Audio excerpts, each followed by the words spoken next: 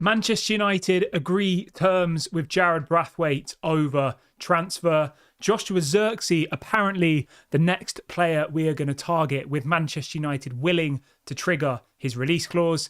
And is Anthony up for sale? Apparently him and Ten Hag have fallen out. These are some of the stories we will be discussing on this morning's live show. But before we get into that, please do me one small favour. Smash a like on today's video. Subscribe to the channel if you're new. Let's try and see 200 likes on this morning's show.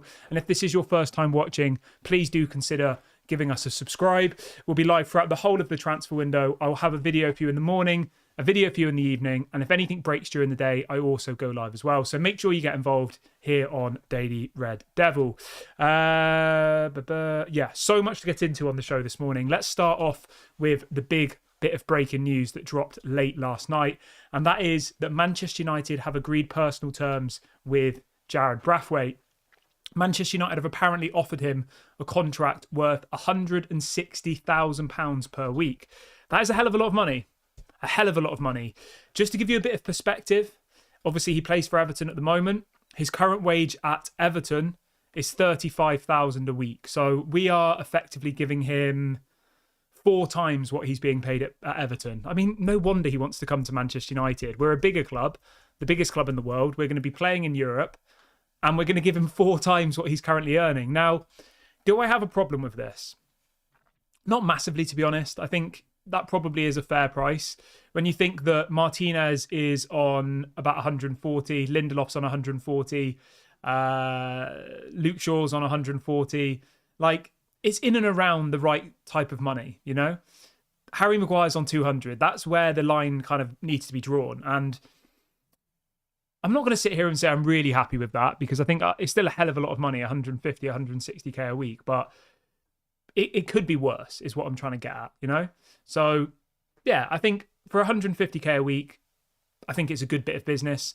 When you consider that Varane has left and Varane was on 350k a week, you're still £200,000 a week better off, and you've brought in a player who is younger, a player who is not injury prone, a player who's faster, maybe not as good in certain elements, but I think overall Jared Brathwaite is a really, really good player. And I know a lot of people are put off by him, I think because they think he's the next Maguire. But if you actually go and watch Jared Brathwaite play, he's a very, very different profile to Harry Maguire. Harry Maguire is so slow, whereas Jared Brathwaite actually does have pace. He's really, really good as well at controlling the channels. So when teams break on Everton, if you go and watch Jared Brathwaite play, he's really good at getting over to the wings and taking the ball off the opponents. And he's got one of the best tackle completion out in Europe. I think it was the 4th best out of any defender in Europe, I read earlier on today. So he's a quality player, but the big issue, if you like, is the transfer fee. The transfer fee is ridiculous. They want £80 million for Jared Brathwaite. Manchester United apparently are not willing to pay £80 million. That would be stupid. I'm sorry. Absolutely stupid. I think best case scenario, we probably get him for about 50. I reckon Man United will end up paying about 60 million for Branthwaite, plus maybe some add-ons, which maybe is a little bit too much. But we'll have to wait and see. We'll have to wait and see what happens between then and now. There is some breaking news, actually. This is massive news. And it's come from Manchester United on the official Twitter account on their website as well. And it says that Manchester United announced £50 million investment in Carrington. It says we will begin work next week to modernise the men's first team building at Carrington. The £50 million project will see all areas of the building refurbished to deliver a world-class facility, creating a high-performance environment for the players and staff. All I can do is applaud that. I can applaud Ineos for that. People are already throwing them under the bus. People are doubting them, which is fine. That's obviously you're entitled to do that. But this has literally just been announced on the Manchester United website, and the work is apparently going to commence immediately, right away. £50 million worth of investment going into our training complex. Ronaldo famously came back to the club 2 years ago and said that the facilities were the same as when he was here 10 years ago. The gym equipment was the same. The pool was chipped and he refused to go in it. Things are changing. And it's not just as black and white as go and sign a good player and you'll win titles. That's not how football works. You need to have a good environment around you. And Manchester United's training ground, some people have compared it to the level of a championship club. You know, Man City, Arsenal, Newcastle, they've all spent loads of money on their training facilities, and you can see improvements in their performance. So I'm really, really happy about this. And you know what? I actually think in some ways this is bigger news than a signing. I know most people only care about the signings and, they're really focused on that, but the Glazers haven't done this and they've been here for over 10 years, right? £50 million. That is a hell of a lot of money. Imagine what facilities you could have for £50 million. Obviously, let's see if it says. So it says the architectural practice, blah, blah, blah, has been appointed to lead the project. Tells us about the architect. It's got pictures of it. It looks absolutely stunning. It says the renovation work will begin on Monday. In 2 days, they're going to start right away. And it's expected to last for the duration of the next season. It says the initial focus will be on the gym, medical, nutrition. Absolutely applaud that. We've got the worst injury record in the Premier League. Get that medical centre sorted out. Nutrition, again, Ronaldo famously came back to the club 2 years ago and said that players were eating cake for dessert and eating apple crumble, and he was gobsmacked. So that needs to be sorted out. They're also going to focus on the recovery areas. It says with a design emphasis on creating more space for collaboration and innovation amongst players and staffs. It says temporary adaptations will be made to the rest of Carrington site to assure players and staff from all of our teams can continue to operate successfully next season. Now, obviously, we know that the women's and the under-21s facilities were developed last season. So this is going to be for the men's first team, effectively. £50 million worth of investment into the men's first team's facilities. I'm honestly so happy about this. I think this is massive. Absolutely massive. And I know most people only care about, whether we're going to sign Zirkzee or whether we're going to sign, Branthwaite and stuff. But I honestly think that this will have more of an impact than any signing, any singular signing. Spending £50 million on the place you work, the place you train, the place you, improve your performance is a much bigger and impactful thing than going and signing one player. But let me know what you guys think in the comment section. We've got over 200 people watching now, which is amazing. Everyone who's just joined, please do me a small favor and smash a like. The more people that like the video, the more that YouTube will show this video to other people. It's really stupid and annoying, but it's just how the world works. So it literally will take you half a second. Hit the like button. This video will then go out to more people, which will allow us to do bigger and better things in the future. So please go and do that right now. And if this is your first time watching as well, please do subscribe. We're literally 2 subscribers away from 28,300. So if you could do me one small favor, go and hit the like button and subscribe as well. Right, let's see what people are saying in the comment section. Malp says, cake and apple crumble is so good, to be fair. I mean, it is good. Everybody loves a bit of cake and apple crumble, but, these people are supposed to be high-performance athletes, aren't they? Like, they shouldn't be munching apple crumble every evening, realistically. Jack says, Everton want 80 million for Branthwaite. For that money, we could sign Arojo, who is levels above Branthwaite. I mean, yeah, there's already somebody in the chat comparing Harry Maguire to Branthwaite. Mate, honestly, they're not the same player. Branthwaite is way quicker than Harry Maguire. Harry Maguire's never been quick either. He's always been slow. Like, honestly, go and watch some of Branthwaite. I watched a couple of games back yesterday of him last night and then watched a couple of compilation clips of his best bits. And, he is a really, really good player. Ed says that investment sounds fishy. It's too good to be true. Mate, it's on the official Manchester United website. It's definitely not fishy. We've got a quote here from Jim Ratcliffe. It says, we want to create a world-class environment for our teams to win. When we conducted a thorough review of the Carrington training facilities and met with our men's first team players, it was clear the standards had fallen below some of our peers. That's good that they're acknowledging that. It's good that Ineos are acknowledging that Manchester United's facilities are not on par with the other clubs, because we've all been saying that for the last decade. The Glazers will never say that. The Glazers will never spend a penny. But Ineos have come in and put £50 million of their own money towards a new training facility. I mean, that's so good. I'm just going to see how much Newcastle's cost. How much did Newcastle's training facility cost? Okay, so here's a bit of context, right? Newcastle are the richest club in the world, with the richest owners in the world, yeah? Newcastle got a new training ground last summer, and they spent 10 million on it. We are spending 50. You can't not be happy with that. That to me is showing intention. It's showing their understanding that things aren't okay at the moment. But yeah, I'm really, really happy about that. Really happy. It's actually really made my day. Let's have a look what we've got.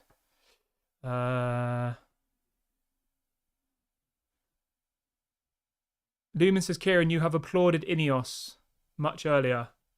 Yeah, the thing is, right, you've got to show appreciation where appreciation is due. We've been talking about the training facilities for God knows how long. We've been talking about the stadium for God knows how long. The transfer window opens today. We've just agreed terms with Branthwaite, and we've just announced £50 million worth of money to go into a new training facility, and it's going to start on Monday. On Monday. That's amazing. That's so good. Like, most of the time it's, oh, we're going to think about it. It will be in 2 years. We're going to wait for this. We're going to wait for that. They're literally going to have workmen at Carrington on Monday starting this build. And they've done it secretly because none of us have known this, have they? And anybody who wants to go and read this article, it's on the Man United website. So, yeah. Jim Ratcliffe says, this project will ensure that Manchester United's training ground is once more renovated to the highest standards. That's honestly, it's so good. Let's see what else we've got. It says, our aim is to modernise and revitalise the building as a catalyst for future footballing success, creating spaces that inspire a culture of collaboration, unity and belonging. As a proud Mancunian, it is a particular honour for me to see blah, blah, blah, given the responsibility, and we will ensure that our design captures the spirit of industry, grit and ambition.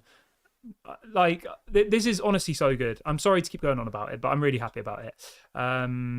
Lumen says, Kieran, I agree with you. At least Ineos are doing something. Yeah, for sure. Stephanie says the whole club needs reconstruction, all areas. Oh, of course, Stephanie, you're 100% right. This is just one piece of the puzzle, but we should be allowed to give Ineos compliments when they do something right. They've kept Erik ten Hag, which was the correct decision. And then 48 hours later, they've just announced £50 million into a training facility and that the work's going to start on Monday. And this isn't coming out from some tabloid newspaper. This is on their official website with quotes from the owner. Like, they can't just turn their back on it and not do it. Like, because everyone will be like, well, the quotes are there. Zane says starting on Monday could literally be doing measurements. I don't think so, mate, because they said that it'll be done by the end of next season. And they're not building... Let me just re-emphasise, okay? They're not building a new training facility. They're refurbishing the old one, getting new gym equipment. Like, so they're not knocking it down and building a new building. They're just going to make the whole of the inside of it up to modern standards. That's what they've agreed to do. And £50 million to do that is a hell of a lot of money. As I just said, Newcastle did the same last year and they spent 10 million. So we're spending 5 times what Newcastle did. And Newcastle's owners have a hell of a lot more money than Ineos do. So yeah, we have to applaud that. There's loads of nice pictures as well, which looks really, really good. Okay, so let's move on to Anthony then. So there's an article this morning coming out from Laurie Whitwell saying that apparently Anthony and Ten Hag had a falling out because Anthony was unhappy that he was being played at left back. And to be honest with you, I think, if Erik ten Hag and Anthony have fallen out, which is what this kind of is implying, I think we let Anthony go. I think most of the fan base would agree that Anthony should be moved on, realistically. Like, he's not good enough.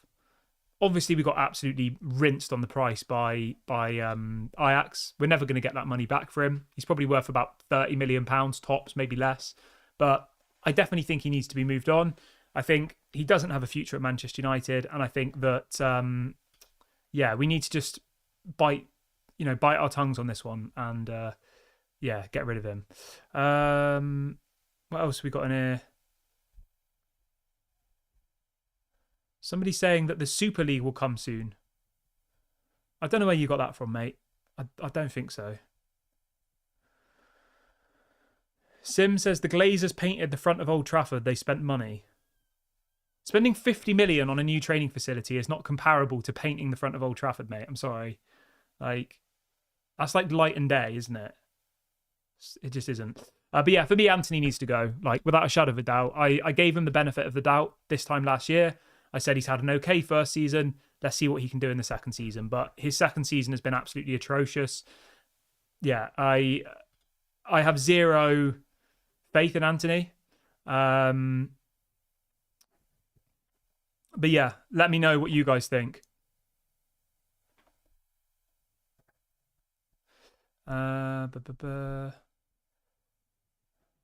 Right, okay, let's move on from Anthony though, because I don't want to spend too much time speaking about Anthony.